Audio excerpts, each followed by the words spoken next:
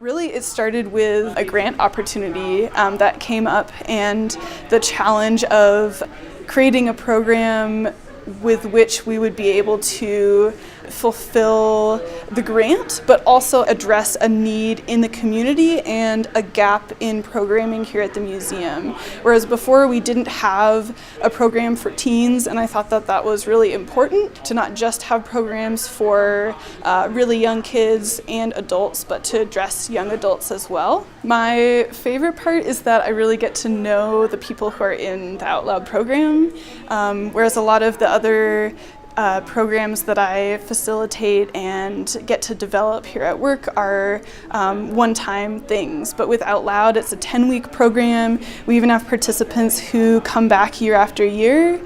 Being able to experience the hope and resilience and strength of queer young people who are living in the Salt Lake Valley is that's something that I reflect on a lot, I feel like, and helps me to remind myself to kind of build that resilience and be strong. It's just so apparent with the participants in the program, I think.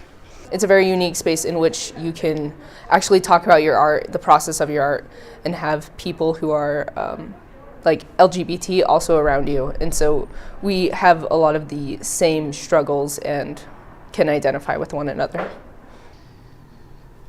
I think personally I benefit from being able to explore my identity further and exploring what it really means to me through my final piece. I benefit through it because I can see other artists' ideas, and it's really interesting, and they help influence my art, and I can also maybe influence them too. So it's just nice to be able to support each other and give each other advice and stuff on our art. Kind of a good way if you're disconnected from the community to help to start joining it and meeting those around you. And yeah, it's a safe zone. It's a zone where queer artists and just youth who are interested in the arts can be at, where they don't have to hide who they are.